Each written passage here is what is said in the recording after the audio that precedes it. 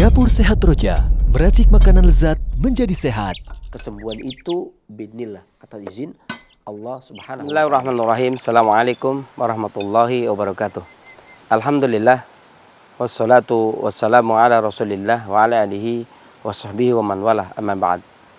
Kaum muslimin rahimani wa rahimakumullah, kita panjatkan segala puji syukur kita kehadirat Allah Subhanahu wa ta'ala yang telah melimpahkan kurnia-Nya kepada kita, memberikan kepada kita kesempatan, kesehatan, sehingga di saat kali ini kita dipertemukan kembali oleh Allah Subhanahu wa ta'ala. Salat serta salam semoga selalu senantiasa Allah curahkan kepada junjungan kita Nabi besar Muhammad SAW, kepada para keluarganya, kepada para sahabatnya, kepada para tabi'in, tabi'in dan seluruh pengikut-pengikutnya yang senantiasa istiqomah di dalam menapaki sunnahnya hingga di yaumul qiyamah. Dan adapun kemudian daripada itu, berhubungan dengan pengobatan dari Imam Ibnu Qayyim al-Jauziyah mengatakan bahwasanya pengobatan itu ada dua. Yang pertama adalah pengobatan fitrah, yakni pengobatan yang semua makhluk Allah Subhanahu wa taala itu bisa menangani sendiri. Entah itu hewan, ya, binatang, kemudian manusia, semuanya bisa menangani. Sebagaimana penyakit lapar, maka obatnya adalah makan. Sebagaimana keluhan haus, maka obatnya adalah minum. Kedinginan, obatnya adalah berselimut. Kecapean, obatnya adalah istirahat. Ya. Dan semua ini ma'ruf diketahui oleh manusia maupun oleh binatang. Kemudian yang kedua adalah penyakit al-mizaj, ya, penyakit campuran, penyakit perubahan tabiat. Dan penyakit al-mizaj ini terdiri dari 3 hal. Yang pertama adalah penyakit mutasyabihat, penyakit yang rumit. Ya. Yang kedua adalah penyakit al-aliyah, dan yang ketiga adalah penyakit al-am. Dan adapun penyakit mutasyabihat, kata Imam Ibnu Qayyim, adalah penyakit berubahnya tabiat. Ya, berubahnya tabiat seseorang, baik dia cenderung kepada panas, cenderung kepada dingin, cenderung kepada kering, cenderung kepada lembab. Dan ini dikarenakan 2 hal, dikarenakan dari dalam ataupun dari luar. Adapun dari dalam dikarenakan emosi, dan dari luar dikarenakan angin, walaupun kedua-duanya tetap disebut sebagai angin. Dan dalam hal ini, manakala seseorang itu antibodinya kuat, kekebalan tubuhnya kuat, maka kekebalan tubuh itu akan menangkis serangan-serangan penyakit yang datang dari luar. Ya, maka pertahanan tubuh yang paling luar itu pertahanan tubuh yang paling dominan, digunakan untuk menangkal serangan penyakit yang datang dari luar, yang dia tetap menyerang, kemudian kita bisa menangkalnya. Ya. Dan energi vital bagian luar, orang klasik Tionghoa mengatakan Wei Qi, penyakit energi vital yang berada di posisi bagian luar. Dan para pengobat klasik menyebutkan bahwasanya pertahanan energi luar ini didominasi oleh kekuatan energi vital paru-paru. Kuat lemahnya energi vital paru itu menentukan kuat lemahnya kulit, ya, tentang kulit bercahaya atau tidak, kemudian kulit lembab atau tidak, kemudian kulit cepat keriput atau tidak, kemudian gatal atau tidak, dan penyakit-penyakit kulit ini berkaitan dengan paru-paru. Dan penyakit kulit itu sendiri pun terbagi menjadi serangan 4 hal. Bisa dikarenakan panas, bisa dikarenakan kering, bisa dikarenakan lembab, bisa dikarenakan dingin.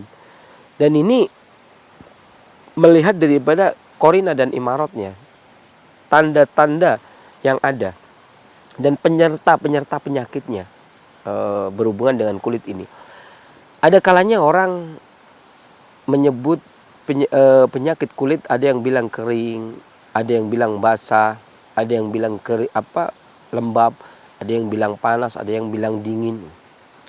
Dalam permasalahan ini, perselisihan pendapat seperti ini, ciri-ciri yang paling gampang adalah sesuai dengan ciri-ciri karakter penyakitnya tadi. Disebut penyakit panas, manakala dia terkena panas kulitnya bermasalah. Disebut penyakit dingin ketika dia terkena angin dingin kulitnya bermasalah. Kena angin dingin dia gatal. Ya, ini namanya karena sakit kulit dikarenakan dingin, atau eksim dingin karena dingin.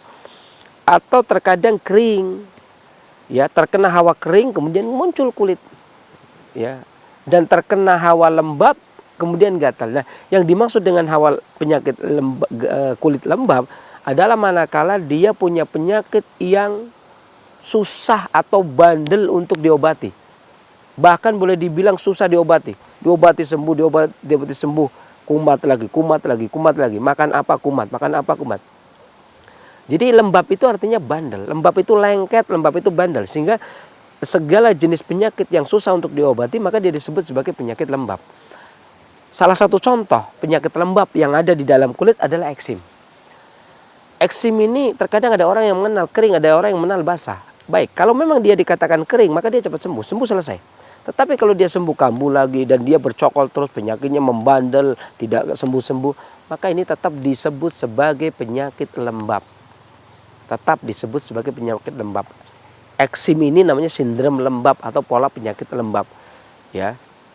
Maka dalam kesempatan ini kita akan dari Dapur Roja akan memberikan tips sehat bagaimana mengatasi gangguan penyakit eksim, ya, dengan bahan-bahan obat. Dan ini di Dapur Roja kita sudah sediakan, maka untuk itu langsung mari kita ke dapur. Kaum muslimin rahimani wa rahimakumullah. Kembali kita bertemu di Dapur Roja. Eksim yang membandel, maka dia disebut sebagai penyakit lembab. Kalau tidak, maka tidak. Ya. Disebut lembab dikarenakan dia mengikuti karakteristik sifat lembab itu tadi. Ya, dia bandel, tidak mudah untuk dihilangkan. Nah, dan penyakit-penyakit ini masih disebut sebagai penyakit mutasyabihat. Terkadang ada beberapa komplikasinya. Penanganannya tetap seseorang itu harus memberikan harorah ataupun rutubah. Ya. Beberapa orang yang sering mengkonsumsi buah-buahan itu akan meringankan. Ya. Kemudian beberapa orang yang tidurnya tidak terlalu malam, kurangi stres, kurangi sedih, itu pun akan meringankan bebannya. Beban penyakit eksimnya. Ya. Dan kita kali ini akan memberikan tips bagaimana mengatasi eksim dengan bahan ramuan obat. Ya, di sini saya akan menggunakan kunyit, kemudian temu hitam. Ya, nanti bisa kita kasih jeruk nipis. Kunyit kemudian temu hitam, bahan bakunya. Adapun kunyit yang kita gunakan adalah kunyit umbinya. Umbinya dingin sehingga dia mengeringkan kelembapannya. Sedikit pedas juga mengeringkan kelembapannya. Kemudian kunyit juga meluruhkan dahak, kemudian menguatkan paru. Ya, kunyit juga menguatkan paru sehingga membersihkan kulit. Kemudian yang kedua adalah temu hitam. Temu hitam itu pahit, dingin. Dia menguatkan energi vital paru dan mengukuhkan rutubah paru sehingga bisa digunakan untuk meremajakan kulit. Banyak hal yang kemudian digunakan untuk membantunya. Ya, di antaranya adalah jeruk nipis. Dimana jeruk nipis ini memiliki rasa yang asam, kemudian sifat yang sejuk sehingga meremajakan kulit, mencegah penuaan dini. Ya. Dan kita akan masak dulu.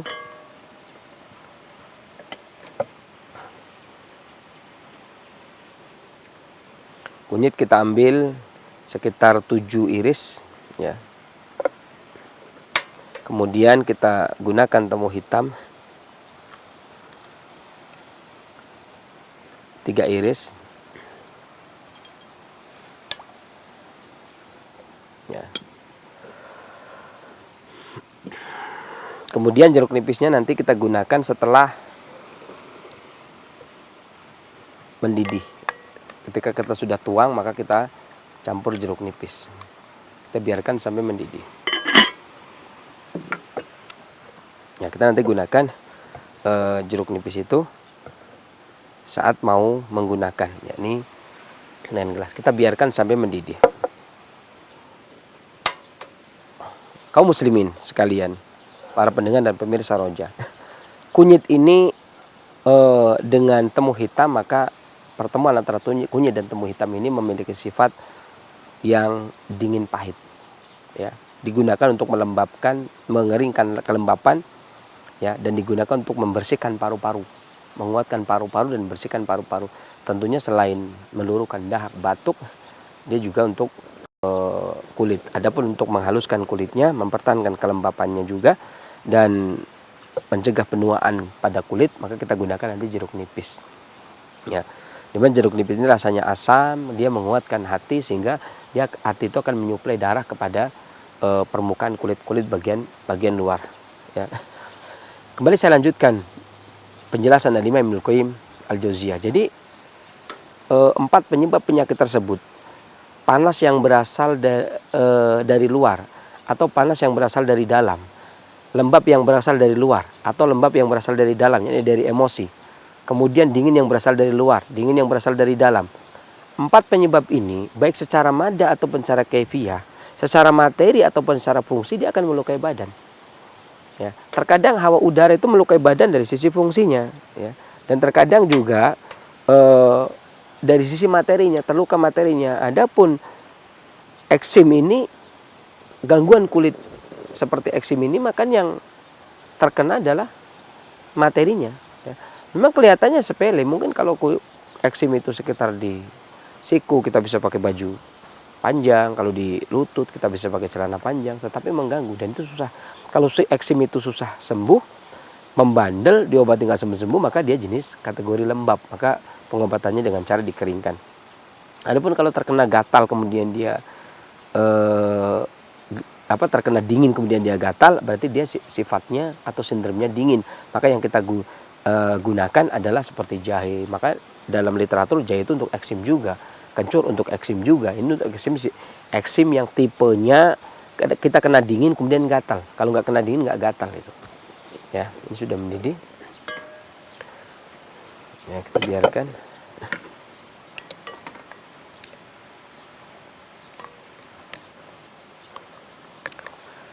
Bagi yang tidak mendapatkan temu hitam, ya, kalau memang tidak bisa mendapatkan temu hitam, maka bisa juga diganti dengan temulawak, ya, atau bisa diganti dengan lempuyang. Gitu. Ini sudah mendidih, kita akan ambil airnya.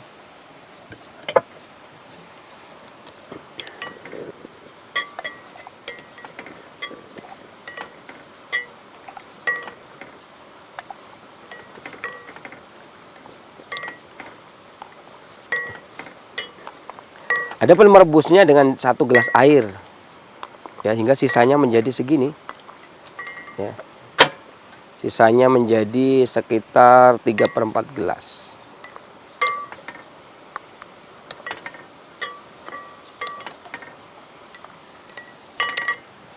Kemudian kita kasih air jeruk nipis.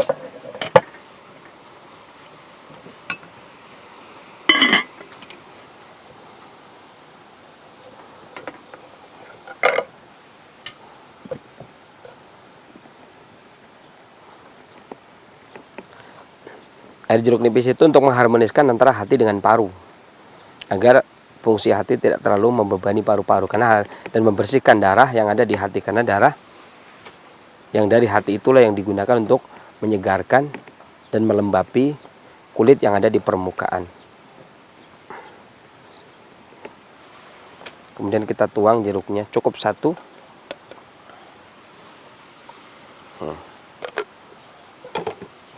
Kemudian kita aduk. Maka jadilah formula bahan jamu untuk mengatasi gangguan penyakit kulit atau eksim yang membandel, yang tidak kunjung sembuh. Inilah ramuan jamu yang digunakan untuk mengatasi eksim yang membandel yang susah sembuh dari dapur Sehat Roja.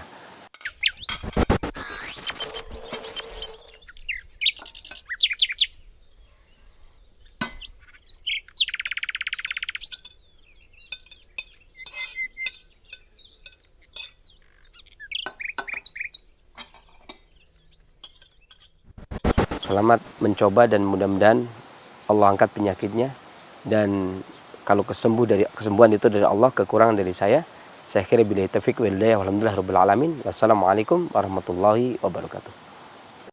Dapur Sehat Roja, meracik makanan lezat menjadi sehat. Kesembuhan itu biidznillah, atas izin Allah Subhanahu wa taala.